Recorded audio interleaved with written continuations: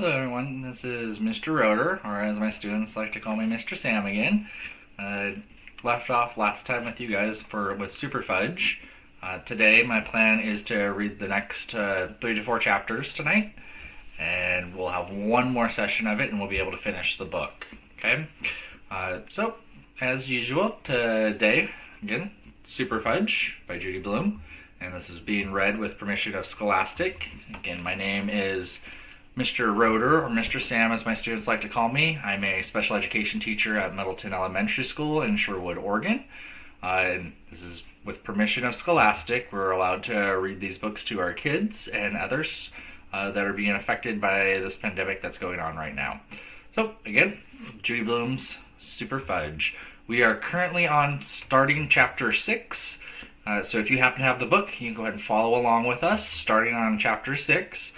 These videos will be up for about 15 days or so, and you'll be able to restream them, replay them. That way you can follow along as I read with you. Again, this is not a picture book. I do have some of them that are picture books that I usually show pictures with, but this is because this is not a picture book. I will just be reading to you. So, if you have the book, follow along. If not, just enjoy me reading to you. Here we go. Chapter 6. Farley Drexel meets Ratface. In August, Turtle needed his yearly checkup and shots. Mom and Dad asked around and decided on the Ark, an animal hospital near the highway. To get there, we drove through town on a bridge over the lake where Alex and I dug worms, up a long hill, and all the way out to the traffic circle. It seemed to me they could have found some place closer. Turtle always shakes when he goes to the vet's. I don't know how he knows he's going to get his shots, but he does. I tried talking to him softly, telling him it would only hurt for a second, but he whined and cowered in the corner anyway. On the way back, he stopped off at Sandy's Bakery near the traffic circle. They make the best brownies I've ever tasted, and without nuts. Mom is allergic to tree nuts, but not peanuts. Lucky for her, she can still eat peanut butter. Without peanut butter, I might starve. The week before school started, I had a lot of trouble falling asleep. It was too quiet in Princeton. I missed the sounds of the city. I tried not to think of my Kristen's crystal sitting in its box on the shelf in my closet. I tried counting sheep and reciting the alphabet backwards instead, but when that didn't work, I just couldn't help myself. I jumped out of bed and got it. As I held it up, I imagined Kristen himself standing at the foot of my bed chanting, "Sleep, sleep." I woke up the next morning with my Krishkin's crystal under me. I had a pain in my butt from sleeping on top of it, though, and I felt really guilty about having used it at all. I cheated on Jimmy Fargo.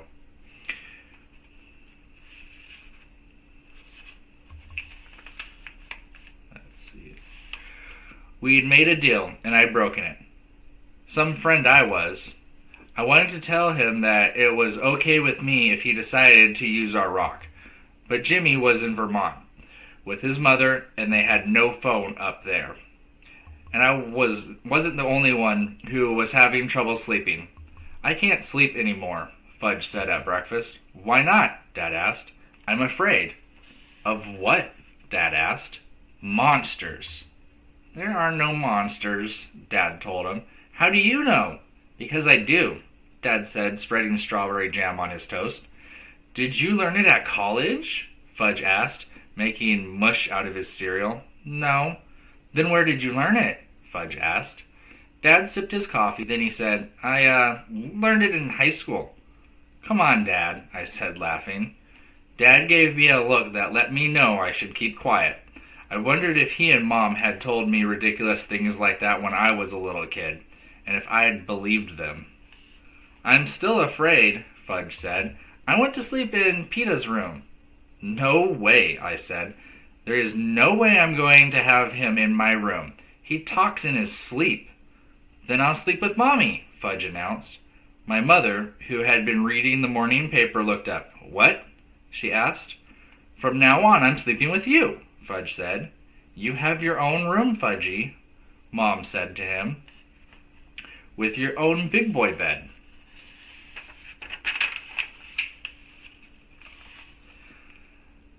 I don't want my own room, he shouted.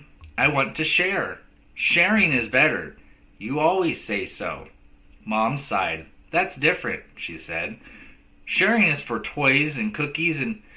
Maybe if Turtle sleeps with Fudge, Dad began. But I didn't wait for him to finish. Hey, wait a minute. Turtle is my dog, remember? But you're willing to share him, aren't you, Peter? Dad asked. Not at night. He sleeps with me. Fudge started to cry. Nobody cares about Fudgy. Nobody cares if the monsters eat him up.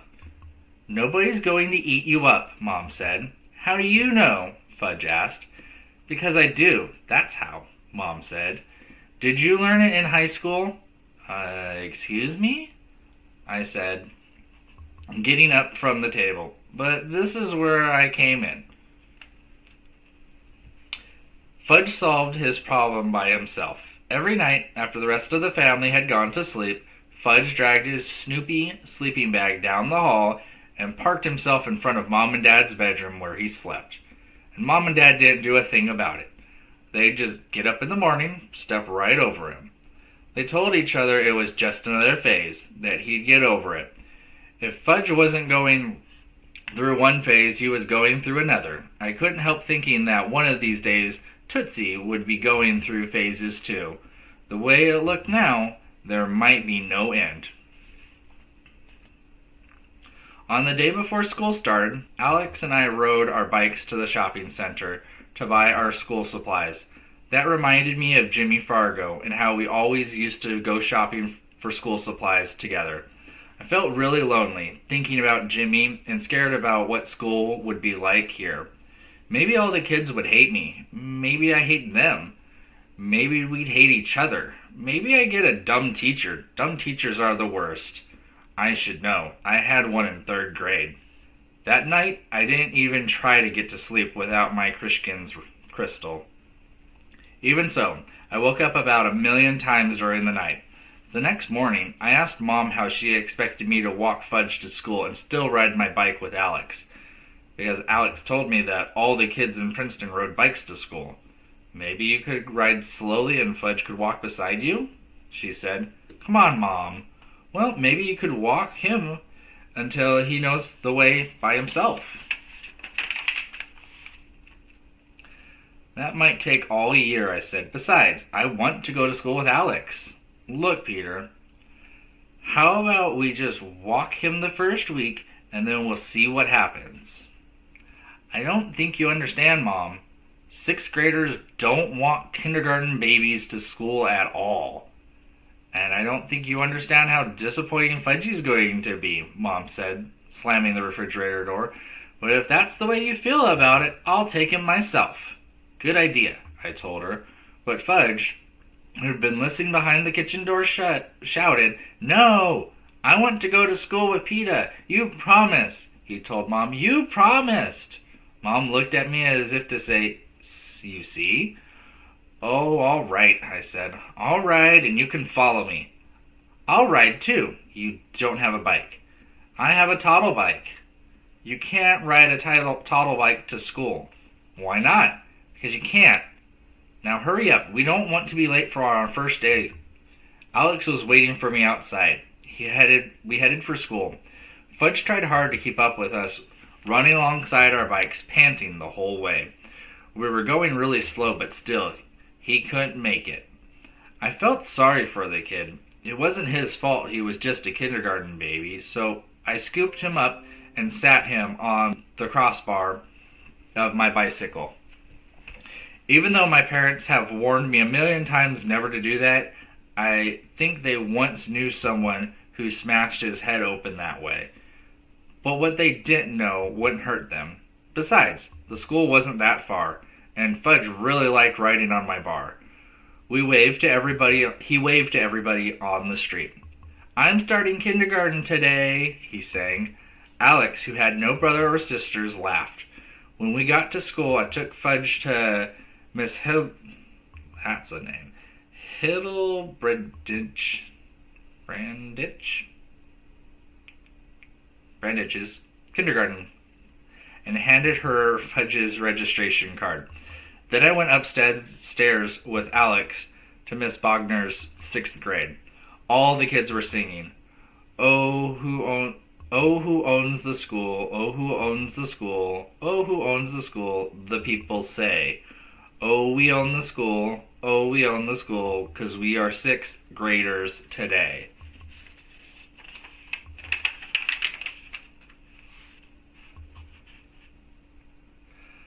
I sat down at a desk next to Alex. On my other side was a girl, about 3 heads taller than me, with long, tangled brown hair. Mr. Bogner wasn't dumb. I could tell right off. I can always tell. First, he told us about his summer. He was an outward-bound instructor in Colorado. He taught college kids to climb mountains. Then we told him what we did over the summer. I would have liked mine to sound more exciting. I would have liked to tell the class, "This summer I sailed the Atlantic with just my dog Turtle and my friend Jimmy Fargo. Oh, sure, we had some rough times, but we made it across." Except that Alex was sitting right there and he knew the truth.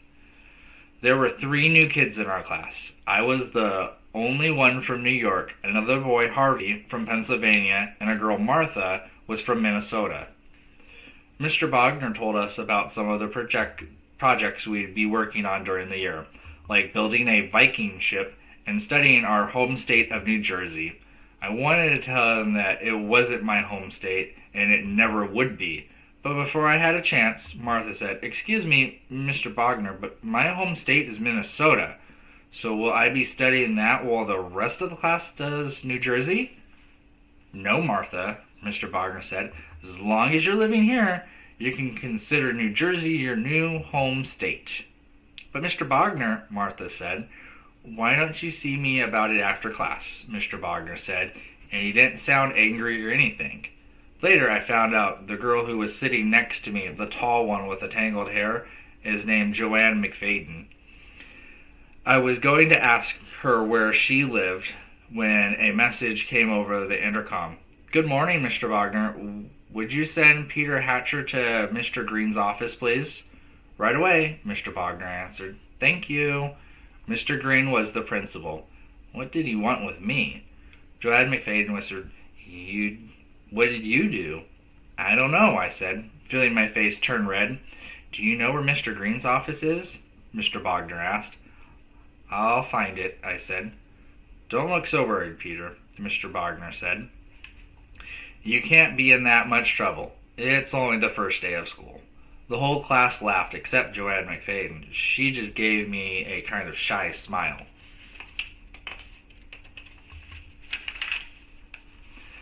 It probably has something to do with registration, I thought, on my way to the office. I'll bet my mother didn't fill out the part of the registration card about who to call in case of an emergency if you can't get a hold of the parents. She forgets that almost every year. Or maybe the principal likes to introduce himself personally to all the new students. But then, why wouldn't he have asked for Harvey, too, and Martha from Minnesota? Because he calls them to his office in alphabetical order, I told myself, not knowing either Harvey's or Martha's last name. And if he started with the A's, early this morning, he'd probably be at the H's now. Yes, that made sense. I found Mr. Green's office. "I am Peter Hatcher," I told the secretary. "Go right in," she said. "He's expecting you." "You wanted to meet me?" I said to Mr. Green. See me?" "Hello, Peter." Mr. Green looked something like my uncle, but my uncle is clean-shaven and Mr. Green had a mustache. Now that my father is growing a beard, I'm more aware of these things. "We're having a bit of a problem with your brother," Mr. Green said. "Oh, so that was it. I should have known. We've tried to get your mother or father on the phone, but there's no answer. So we're hoping you'd be able to help us." What do you do this time?" I asked. "A number of things," Mr. Green said. Come on down to the kindergarten. I'll show you. We walked down the hall together. All the kindergarten babies were busy. Some were building with blocks, others were painting, and a group were playing house in the corner. It was just the way I remembered kindergarten, but I didn't see Fudge anywhere. Oh, Mr. Green? I'm so glad you're here. I can't do a thing with him. He still refuses to come down. I looked up. Fudge was perched on top of the cabinet that were on the top of the cubbies. He was stretched out, lying across the top, just inches from the ceiling. Hi, Peta, he called, waving. What are you doing up there? I said. Resting. Come on down. No, I don't like this school. I quit. You can't quit, Mr. Green said. Why not? Fudge asked. Because going to school is your job, Mr. Green said. Otherwise, what will you be when you grow up? A bird, Fudge told him. Mr. Green laughed. Creative, isn't he?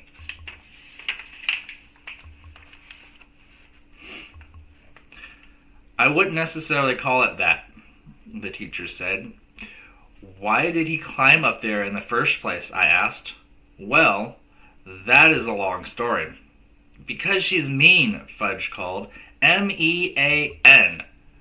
Now, Mr. Green, you've known me for a long time, and I ask you, have I ever been mean to a child? Knowingly, consciously, intentionally mean? Especially on the first day of school? She wouldn't call me Fudge. That's why I had to kick her. He kicked you? I asked. She held up her skirt and showed me her bruised shin. And I didn't mind telling you that I was in great pain. I almost passed out right in front of the children. Is that when he climbed to the top of the cabinet? I asked. That is correct. Because she wouldn't call me Fudge, Fudge said again. It's not a proper name, she said. And it's not as if he hasn't got a proper name. He has. Farley Drexel Hatcher.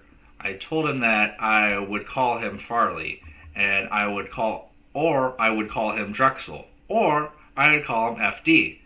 But she wouldn't call me Fudge. All the little kids turned around, and suddenly the room was very quiet. That's right. Fudge is a good name for candy. It is not a good name for a boy. I told you I'm a bird, Fudge shouted. There is nothing very definitively wrong with that child. There's nothing wrong with him, I said. My mother calls him Fudge. My father calls him Fudge. My grandmother, my friends call him Fudge too. I call him Fudge. We all call him Fudge. Yes, we get the picture, Mr. Green said. I can't imagine a parent actually deciding to call a child Fudge, she said. You don't know my parents, I told her. Well, that's true, but I think what we have here is a basic personality conflict, Mr. Green said. So I suggest that we transfer Fudge to Miss Ziff's kindergarten. Splendid idea, she said. The sooner, the better.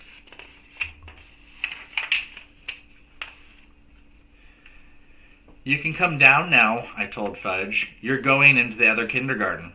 Will the teacher call me Fudge? He asked. As long as you want her to, Mr. Green said. And will she let me use the round blocks? Mr. Green looked at the teacher. I never let him use the round blocks in the first day. It's one of my rules. You can't build anything good without the round blocks, Fudge said. We'll ask Miss Ziff. But we do have rules here, and you will have to obey them. As long as I can use the round blocks, Fudge said. Mr. Green loosened his shirt collar and wiped off his forehead with his handkerchief. Hurry up, I said to Fudge. I'm missing important things upstairs. Like what? Never mind. Just get down. Fudge climbed down to the top of the cubbies, and Mr. Green reached up and lifted him the rest of the way down. Goodbye, Farley. Goodbye, Ratface, Fudge said to her. I gave him an elbow and whispered, You don't go around calling teachers Ratface. Not even if they have one? He asked. Not even then, I said. Mr. Green and I took Fudge next door to Miss Ziff's kindergarten. She was reading Arthur the Anteater to the kids. I could tell that Fudge was impressed. "I know that story," he said. "Arthur doesn't like to eat red ants." Mr. Green handed Miss Ziff Fudge's registration card. "His name is Farley Drexel," Mr. Green said, "but everybody calls him Fudge." Miss Ziff smiled at Fudge. "And I'll bet you're as sweet as your name," she said. "I am," Fudge agreed. Just ask the teacher next door," I said to myself. The brothers' school career had just begun. I'm going to pause here for a second. For those of you in my chat, this is a children's stream. I'm a special education teacher reading to students. So if you can please be mindful about what you're putting in my chat. I do have filters on there, but I'm seeing some inappropriate talk going on. So I just want to be mindful of that. Again, this is for kindergarten through high schoolers as well. With the pandemic going on, I am a special education teacher reading to my students with permission of Scholastic. Thank you. Chapter 7. A Very Cultured Bird. Every day, Fudge brought home paintings from his kindergarten class. Mom hung them on the wall in the kitchen. One night, she said, "Fudgy, you're doing so well in school. I'm going to get you a special treat. What would you like?" "A bird," Fudge said, as if he'd been thinking about it for years. "A bird?" Mom repeated. "Yes, my very own bird." "A bird?" Dad said, scratching his new beard. "I was thinking more in terms of a yo-yo," Mom said. "I have a yo-yo," Fudge told her, "but I don't have a bird." "I don't see why we can't get Fudge a bird. It might be nice for him to have his own pet." "But Warren," Mom said, "do you really think he's ready for his own pet?" "Yes," Dad said, "I do." "Well," Mom said, and I could see her thinking it over. "If it's all right with Daddy, then it's all right with me." "And he can sleep in my room, right?" Fudge asked. "Yes," Dad said. "On my bed?"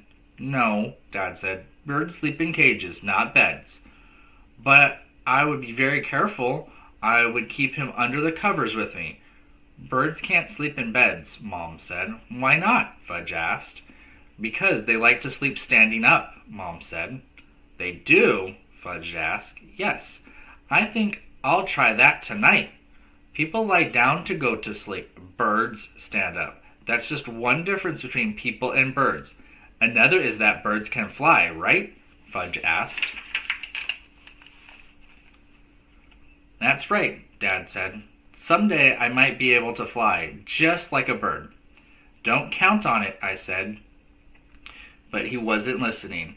He was dancing around Tootsie's high chair singing, "My very own bird, bird, bird, bird."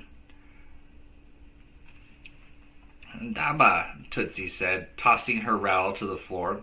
"That's her latest game. She throws down her toys, then screams until one of us picks them up for her.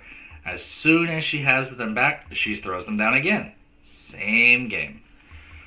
Also, she's teething, so her gums are sore, so she screams a lot.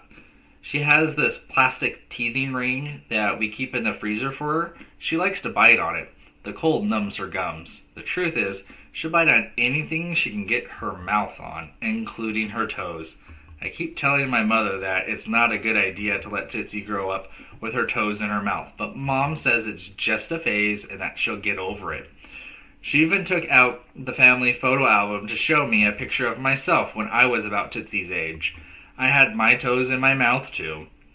I've asked Mom to get rid of that picture, along with the other one of me naked holding a broom. If that one ever got out, I'd never hear the end of it. Fudge asked Mom if he could bring Tootsie to school for show and tell. He wanted to repeat his lecture on how babies are made for his kindergarten class. Mom phoned Miss Ziff, who thought it was a wonderful idea, but before they went ahead with it, Miss Ziff had to check it out with Mr. Green. Mr. Green said absolutely not, so that was the end of that.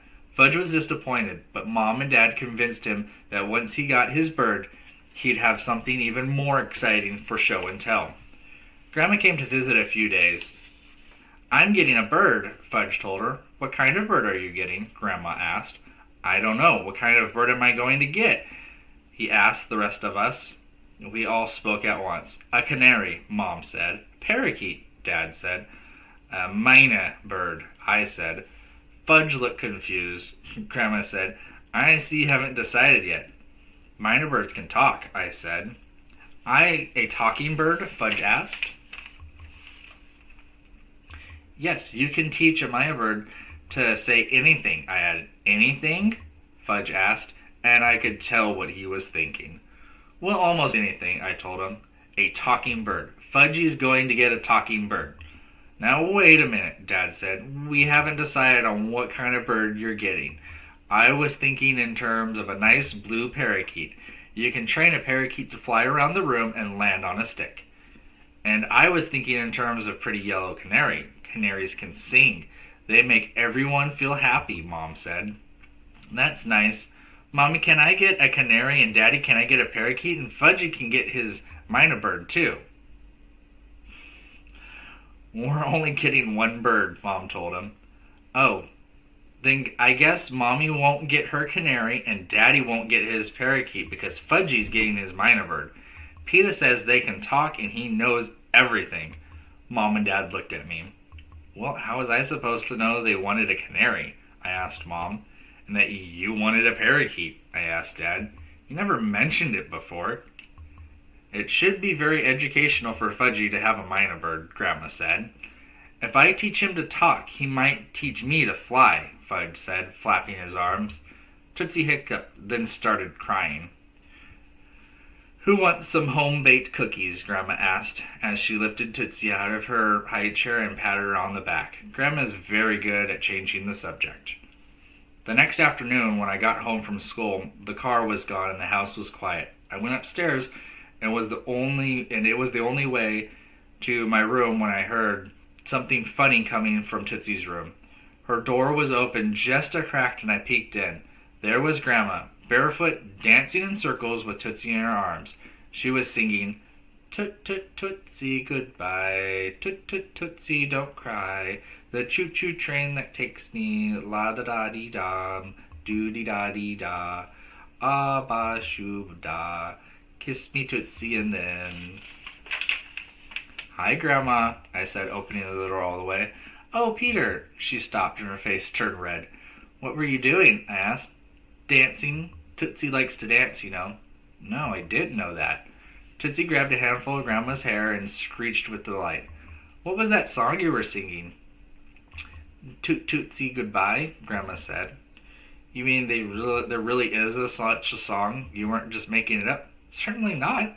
It was very popular back in, I can't remember the year, but it was very popular. Tootsie bounced up and down in Grandma's arms, wanting more. Grandma passed her to me. Here, you try it now. Me? You want me to dance with Tootsie? Why not? Grandma, I'm in 6th grade. I don't go around dancing with babies in my arms. Why not? Well, because... Come on. I'll sing, you dance. And she began her song again. Toot Tootsie goodbye, toot Tootsie don't cry. I twirled around and around with Tootsie in my arms, and Grandma was right. She loved it. She screamed and laughed and threw her head back, and pretty soon I was laughing too, and all three of us were having a fine old time when Fudge appeared at the door and said, What are you doing, PETA? I looked over, and Mom and Dad were standing there too. Oh, I was dancing, Grandma said. Tootsie likes to dance. So we were dancing with her. She found her shoes under Tootsie's crib and stepped into them. I put Tootsie down in her infant seat and smoothed my hair with my hand, ready to explain that it was Grandma's idea, that I was just going along with her. But it turned out that I didn't need to explain anything because nobody seemed to think it was strange that I was dancing with Tootsie or that Grandma was singing her Toot Tootsie Goodbye song. Guess what? Fudge said. What? Grandma asked. I saw him. I saw my mynah bird. Where? I asked. At the pet store. We're going to bring him home tomorrow. They had to order a cage. He's all black with yellow legs and a yellow nose. Yellow bill? I said. Nose. Bill. Who cares? And he can talk. What can he say? He can say hello in French. In French? That's right, in French, Mom said. He's very cultured. And I've already named him, Fudge said. What did you name him? Grandma asked. I expected him to say Pierre or Francois or Jacques, since he speaks French. Uncle Feather, Fudge said. Uncle Feather, I said. Yes, Uncle Feather. Isn't that a good name for a bird? It's unusual, I said. And interesting, right? Fudge asked. Oh, yes. Definitely interesting, I told him. It's a real privilege, isn't it? Fudge asked. No, it's not a privilege. It has nothing to do with privilege. I never should have used that word with such a little kid. He still didn't know how to use it. He probably never would. So it's not a privilege? So who cares? And who began to sing? And he began to sing. Uncle Feather came to town, flying in the blue sky, yellow nose and yellow legs, and he belongs to me, oh me. Come on, Grandma, Fudge said. Dance with me now. He and Grandma held hands and danced around the room while Fudge sang his song to the tune of Yankee Doodle. My family and her musical numbers were getting to me too much, so I took off for Alex's house and some peace and quiet. The next day, Mom and Dad and Fudge went down to the pet store and returned with Uncle Feather, complete with cage, cover, a box of food, and a book called Getting to Know Your Mina Bird. Bonjour, bonjour, Uncle Feather said over and over again. That means hello in French, Fudge told me, as if I didn't already know. Dad carried the cage up to Fudge's room, which happened to be next to my room. And all afternoon, all I heard was, bonjour, bonjour, in a bird's voice. I banged on the wall between my room and Fudge's. Can you teach him to say something else? I'm trying, Fudge hollered. I'm trying, Uncle Feather repeated. Swell, I thought.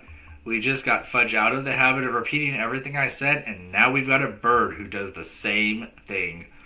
Why didn't I keep my big mouth shut at the dinner table that night? Why didn't I convince Fudge to listen to Mom and get a canary, or to Dad and get a parakeet?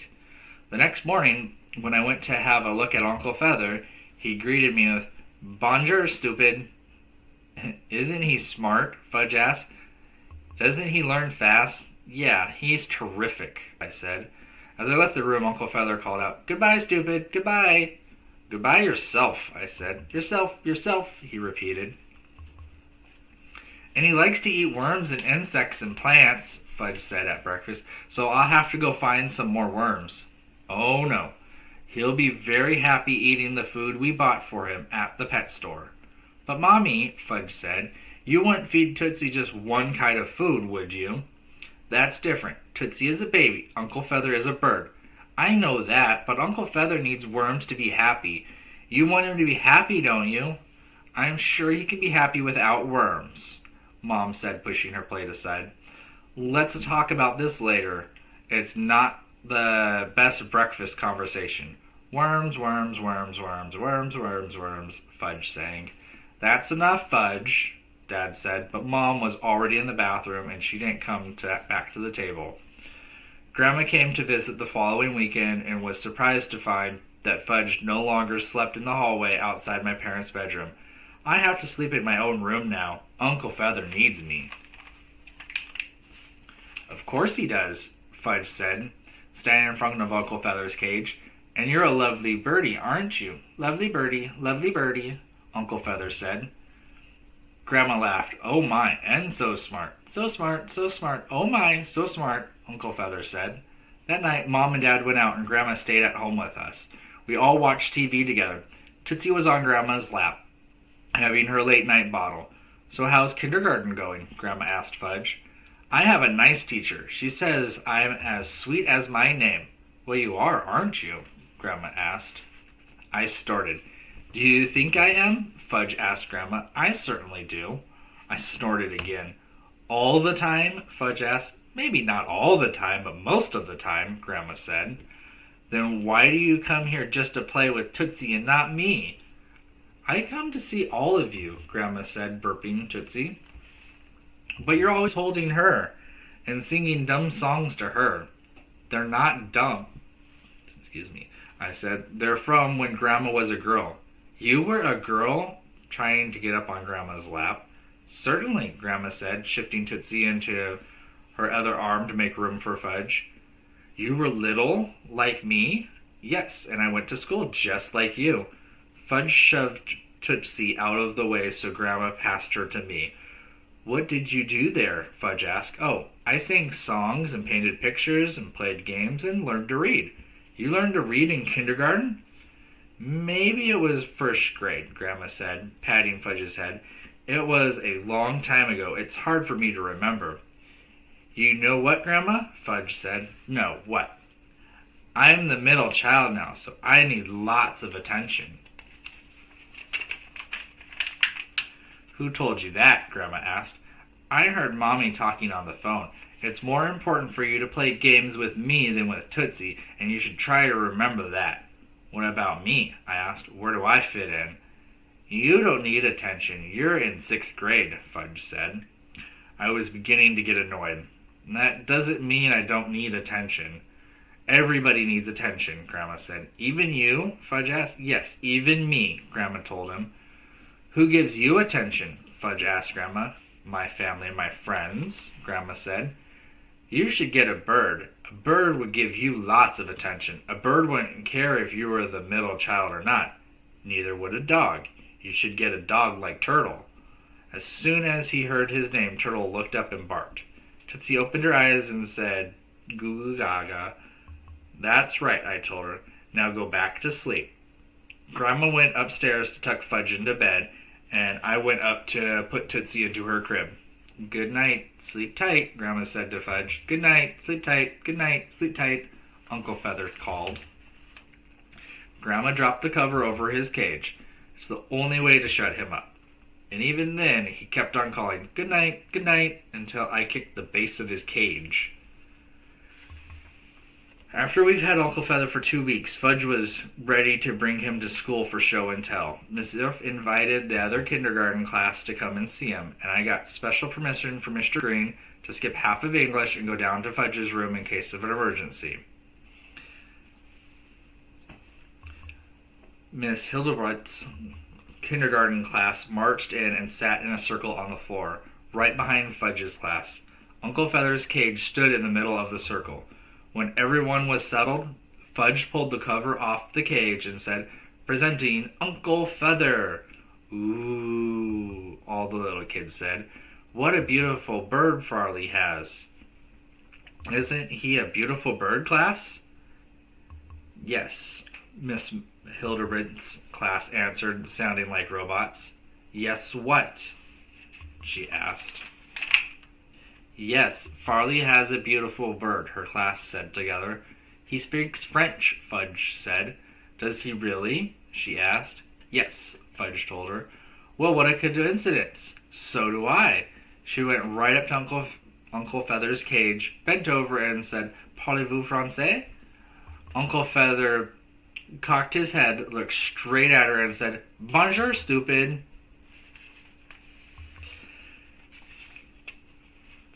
Chapter 8. Naturally Fortified. I want to be a ghost for Halloween, said Fudge. A scary, scary ghost. I think we can arrange that, Mom said. She was feeding Tootsie purple mush from a jar.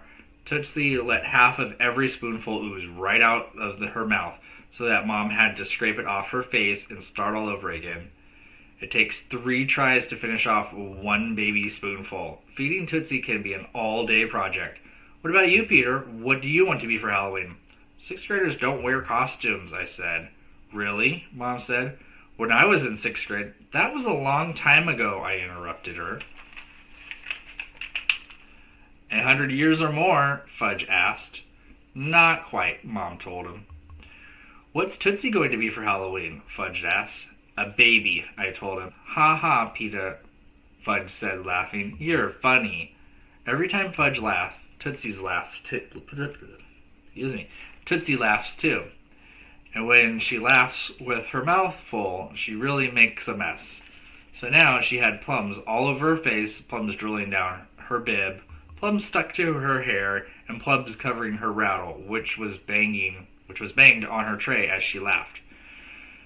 Turtle hangs around when Mom is feeding Tootsie. He's developed a taste for baby food. Mom says it isn't good for him. He needs to chew up hard food to exercise his teeth and jaws. And once a week I give him a special tablet to help his breath. Lately he has the worst dog breath. I'm glad Sheila Tubman isn't around to tell me how bad my dog smells, because this time she'd be right. Fudge says Turtle should rinse twice a day with Precious Breath, this new blue mouthwash that's advertised on TV. Fudge is very big on commercials. He's memorized all of them. And when we go to the supermarket, he drives us up the wall reciting his dumb jingles about why we should buy this product instead of that one. My father spent his mornings at the university library and works at home in the afternoon. How's the book coming? I asked him one day when I got home from school. Slowly, Peter, he said. Very slowly. I'm still gathering information. I hope to finish my research by Christmas and start the actual writing after the holidays. Fudge stood in the doorway, nibbling a piece of cheese. Dr. Seuss can write a book in an hour, he said. How do you know that? I asked. I don't, but I'll bet you he can, Fudge said. 1 fish, 2 fish, red fish, blue fish. Do you like green eggs and ham? I do. I like them, Sam, I am. Okay, that's enough, I said. Boys, I'm trying to work now. Do you think you can move to another room? Dad asked. Later, we were watching the 6 o'clock news when Fudge's favorite commercial came on the air. Oh, look, he said. It's my dancing cats. And he put down his Lego toys and watched. Everybody knows that cats can't really dance, I told him. It's just a lot of fancy camera work. Shut up, PETA, he said. They have cat food commercials and dog food commercials and people food commercials, so how come they don't have bird food commercials?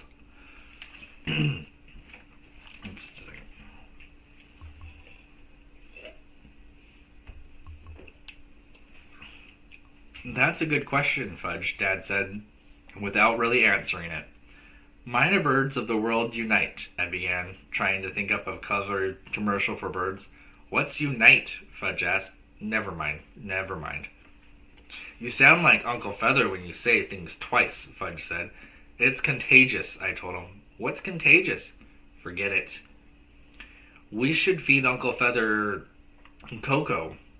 If you give it to the one you love first thing in the morning, you don't have to worry the rest of the day. It has 45 vitamins. No, I said. That's not it. It's fortified with vitamins. That's what I said. 45 vitamins. Not 45, I told him. Fortified. And I spelled it for him. Fortified. It means that vitamins have been added. It does? Fudge asked. Yes. And anyway, you shouldn't believe everything you see on TV, right, Dad? That's right. You lie when you make up commercials? Fudge asked. No, but we sometimes exaggerate. What's exaggerate? We embellish to make our point. What's embellish? Sometimes Dad has to stretch the truth, I explained. Thank you, Peter. That's a very good way of putting it. How do you know so much, Peter? Partly because I'm in 6th grade, and partly because I'm naturally smart, I answered. Then how come you got a 48 on your geography test? Because Mr. Bogner tricked us with matching questions. What's matching questions? It's what teachers do to you to prove you aren't as smart as you think. You'll find out someday. But I am as smart as I think, so there, said Fudge. I wasn't about to get into an argument over that one. On Friday afternoon, Alex and I were downtown. We stopped off at the movie theater to have a look at the display of Superman photos. I had already seen Superman in New York, but Alex had missed it. So we decided that when it comes to town, we'll try and go and see it together. Next to the movie theater was an art gallery. There was something familiar about one of the paintings in the window. It was all white with 2 black circles in the middle and a red square in the upper left-hand corner. I know that painting, I said to Alex. It doesn't look like much to know, Alex said. I snapped my fingers. That's a Frank Fargo painting. Alex shrugged. Who's Frank Fargo? My friend's father. I was over when he was working on it, I said. Let's go in. The only other person in the gallery was a very tall, skinny woman with a neck like a giraffe's and more curly hair than I've ever seen. She was really good looking. I liked the way she walked with her head high and her back straight. Hello, what can I do for you? She asked us. We were wondering about that painting in the window, the white one with the circles. It's called Anita's Anger, and it's by Frank Fargo. I told you, I said to Alex. He didn't seem that interested. I know him, I said to Giraffe Neck. He's my friend's father. Really? She asked. Yes. How much does it cost? Alex asked. $2,500, she told him. What? For that? Yes, he's becoming very famous. But it's nothing. I'll bet I can paint the same thing in an hour. Just like Dr. Seuss can write a book in an hour, I muttered. What's that got to do with it? Alex asked. Nothing, forget it. It may look simple, but I assure you it takes a lot of talent to paint that way, she said. That night, I asked my parents if they knew that Frank Fargo was becoming famous. Yes, Dad said. Didn't you? No, nobody ever told me. Nobody ever tells me anything nowadays. Mom and I are considering one of the paintings. It's in a gallery downtown. That white thing with the black circles and the red square? I asked. That's the one. Do you like it? I don't know. It sure does cost a lot. That's the problem, Dad said. But now that I'm going back to work, Mom began, looking up from her needlepoint. You're going where? I said. Back to work, she told me. I've been offered a part-time job by Dr. Monroe, a dentist in town. I thought you were sick of teeth. I thought you were wanting to study art history. Art history will have to wait. For now, I've decided to be more practical. I looked at Dad. It's because of the book, I thought. That stupid book. You wouldn't have to be practical if Dad was president of the advertising agency, would you? Peter, Mom sounded angry. That's not a very good, thoughtful thing to say. I didn't care she felt angry because I did, too. It's all right, Anne. I think I know what Peter's getting at. He'd like me to be president of the agency, right, Peter? Well, sure. Who won't want their father to be the president? But I don't want to be the president of the agency, Dad said. And you've got to try to understand that. I do want to write my book, though. And sometimes you've got to do what's really important to you, even if it's not practical. And I never said I was sick of teeth, Mom told me. I said I wanted to think about a change in careers. So I'm thinking, it will be nice to have a job again. And if Daddy weren't at home writing his book, I wouldn't be able to leave Tootsie. So it's all working out, you see? No, I said. Everything is different. What do you mean? Dad asked. I don't know, just everything. Mom going back to work, you writing a book, us living here, Tootsie being born, Fudge going to kindergarten, me in the 6th grade. Everything is different. And you don't like that? Mom asked. Is that what you're trying to say? I don't know if I do or if I don't. Changes take some getting used to, Dad said, but in the long run, they're healthy. I don't feel like listening anymore, so I said, Can I call Jimmy tonight? Sure, Dad said. Go ahead. Jimmy answered the phone. Hey, how's it going? He asked. I could tell that he was eating something.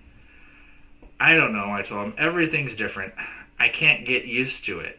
Well, everything's the same around here except that you're gone. He must have swallowed something as his voice cleared. He told me about school and about our friends and about the way Sheila Tubman is telling the whole world how much she misses me. And then he said, Peter, I have a confession to make. What's that? I've been using your rock. Not just sitting on it, but using it. You know what I mean? It's okay, I said. Don't worry about it. No kidding? No. You're a great friend. You know that. A really great friend.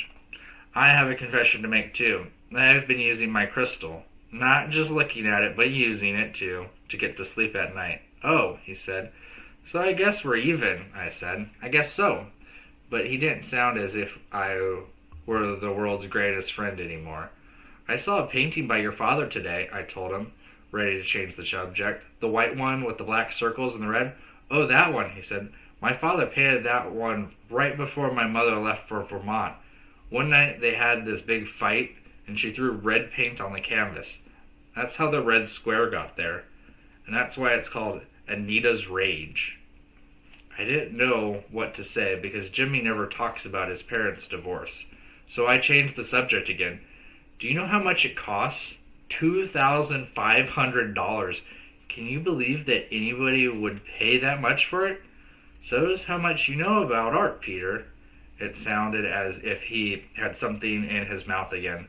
Pretzels, I thought. My father's last 3 paintings were sold for over $2,000 apiece. So before you go around opening your fat mouth, you should find out what you're talking about, he said, and hung up. Great. Just what I needed. My best friend hanging up on me. He'll probably call me back in 10 minutes, I thought. But he didn't.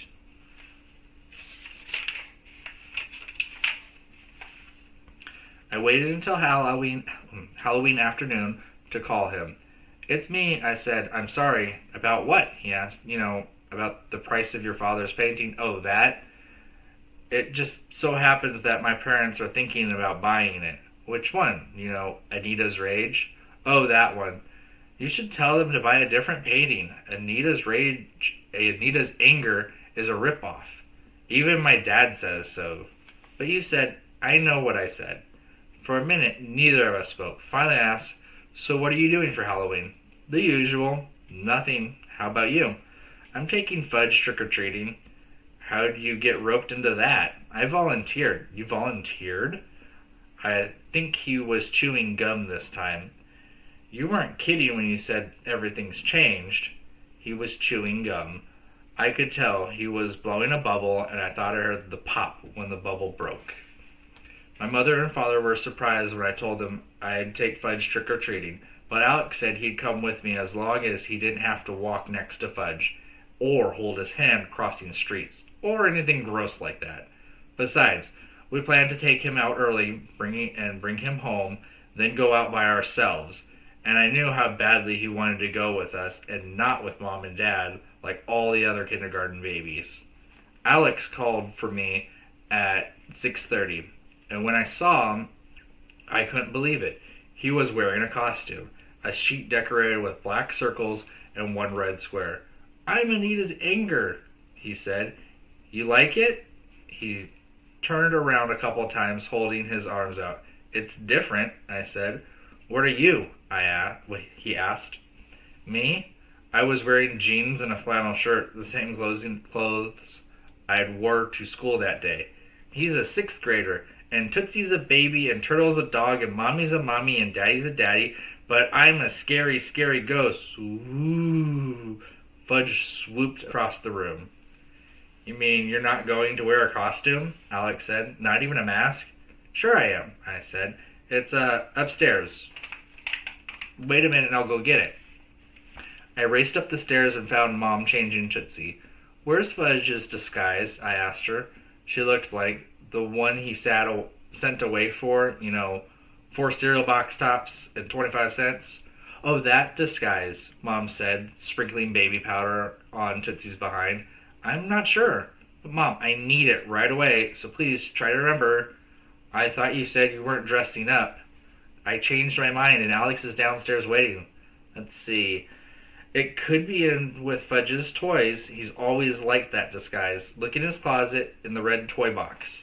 I ran down the hall to Fudge's room and threw open his closet door. The red toy box, let's see, here it is. I dragged it out and rummaged through it. And there at the very bottom, in a Pepperidge Farm cookie tin, were the black eyeglass rims attached to the rubber nose, and the stick-on beard and mustache. I almost found an old hat that once belonged to Grandfather Hatcher. I smoothed it out, then put it on, along with Fudge's disguise. I checked myself in the bathroom mirror, then ran downstairs. "That's mine," Fudge hollered when he saw me. "I'm just borrowing it for a few hours." "No, no, no, no, no." "No?" I said. "Okay, then you don't get to go trick-or-treating with me and Alex. You can go with Daddy like all the other kindergarten babies. Bye." I flung over the glasses and rubber nose, tossed them aside, and acted like I was really going to leave without him. "No!" he cried. "Come back, Peter." "Not unless I get to wear the disguise." "Okay, you can wear it, but it's still mine, right?" "Yeah, sure, it's still yours." I looked over at Alex, who was shaking his head. Alex still can't figure out my family. We grabbed our UNICEF boxes and our pillowcases to hold our loot, and we left. We worked our way up one side of the street, then down the other. When we got close to Miss Muldore's house, Alex said, "Maybe she'll give us some worms for a treat." "Worms?" Fudge said. "Yeah," Alex told him. "She's very big on worms." "So is Uncle Feather," Fudge said. "Uncle Feather is a bird," I said. "Why does everybody keep saying that?" Fudge asked. "I know Uncle Feather is a bird." He was quiet for a minute. Then he said, "What does she do with her worms?" "You know, she eats them," Alex said. "Really?" "We think so." We walked up the path to Miss Muldore's house, and Alex rang the bell. "If she gives us worms, we can feed them to Uncle Feather," Fudge whispered. "Shh," I told him. Miss Muldore opened the door. She was wearing a jogging suit. "Well, well, well, what a cute little ghost."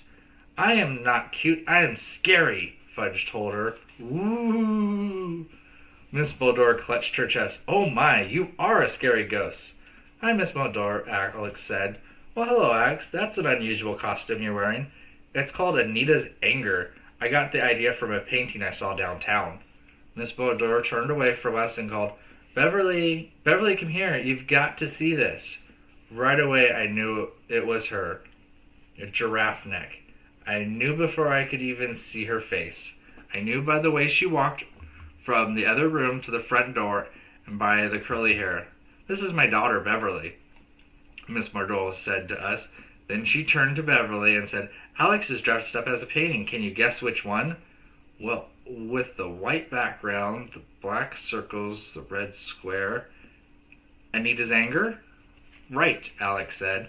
I thought about telling Beverly about the night Jimmy's parents had had their big fight and how Miss Fargo had dumped her red paint on Mr. Fargo's canvas and how Mr. Fargo had named his painting Anita's Anger because Anita is Jimmy's mother.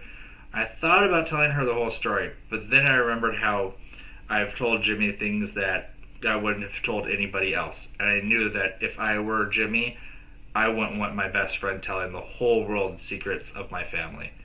"Do you really eat worms?" Fudge asked, out of nowhere. I gave him a kick, but that didn't stop him. "Peter says you eat them all the time, and he knows everything because he's naturally smart, except for matching questions." Miss Muldore and Beverly looked at each other. Fudge continued, "So did you?" "Did we what?" "Eat worms for supper tonight." Alex let out a groan, and I could see our business going down the drain. Miss Muldore smiled at Fudge. "Yes, we did," she told him. Beverly added, "There's nothing like home-baked worms, and my mother's recipe is the best. We eat them instead of cauliflower. We need to get our vitamins one way or the other." "Are your worms fortified?" Fudge asked. Alex groaned again. "My worms are naturally fortified. They're chock full of vitamins, no preservatives, nothing added, just the real thing." She was beginning to sound like a commercial for worms. I could hear the announcer saying, "Buy Miss Muldore's naturally fortified worms. They're chock full of vitamins. Grind them up in your favorite recipe, blend them into your milkshake, serve them instead of cauliflower on those special occasions." "Would you like to taste my special worm cookies?" Miss Muldore asked Fudge. "Yes," Fudge said, following her into the house. We marched to the house to the kitchen. On the counter was a big plate of cookies, fresh out of the oven. They look like chocolate chips. They are. Chocolate chip worm cookies. "Which part is worm?" Fudge asked. Miss Mordor laughed. You can't see the worms. I grind them up and mix them into the flour. Just like my commercial, I thought. Go on, take one. Fudge chose a cookie and held it to his lips, but he hesitated, and I could see that he wasn't sure he really wanted to taste a chocolate chip worm cookie after all. Beverly took one and shoved one into her mouth all at once. These are really good, Mother. She took another and ate it quickly. Then she brushed the crumbs off her hands. Fudge bit into the cookie. He chewed it up very slowly. It's good, he said. You can't even taste the worms. Miss Mordor offered the plate to Alex and me. We each took a cookie. Fudge asked if we could have another, and Miss Mordor said she'd do better than that. She wrapped a little plate of cookies for him to take with us. When we got home, Fudge dumped out his pillowcase on the dining room table. He arranged his loot in stacks and counted everything. 11 M&Ms, 7 Nestle Crunch, 5 Hershey without almonds, 3 with 2 Milky Ways, 1 granola bar, 4 apples, and 6 worm cookies. What did you say? Mom said. Nothing, Mom. He didn't say anything, did you, Fudge? I told her. Here, Mommy, have a cookie. Miss Mordor just baked them. Thank you, Mom said. She tasted it. Very good. I wonder where she got her recipe. It's been in her family for a very long time, I said. And they're naturally fortified with, I didn't give him a chance to finish. No preservatives, no additives, naturally fortified, and chock full of vitamins, right, Fudge? Right, Peta, he said, smiling, and I knew that he understood. Right, so we're going to stop there for tonight. So that should be chapter 9, page 116, what we'll end up starting up with next time. So again, my name is Mr. Roeder, Mr. Sam, as my students like to call me, special education teacher at Sherwood, Sheriff School in Sherwood, Oregon, Middleton Elementary School. Long nights, 10 o'clock right now, so a lot of you should probably already be in bed, but again, these videos are being brought to you with permission of Scholastic. Scholastic has, during this time, lifted their copyrights for us to be able to read their books to students and everything. So, again, I hope you enjoyed this book, and if you want to, go ahead and hit the like and follow button. I also have more streams of these videos in my past streams. So that would be the first half of the book is also in there. That's an hour-long stream. This one here is about 30 minutes I've been streaming. Oh, no, it's actually been about an hour on this one, too. So we've got a couple more chapters to go, and we'll be finished with this book. So I hope you enjoyed it. Have a good night.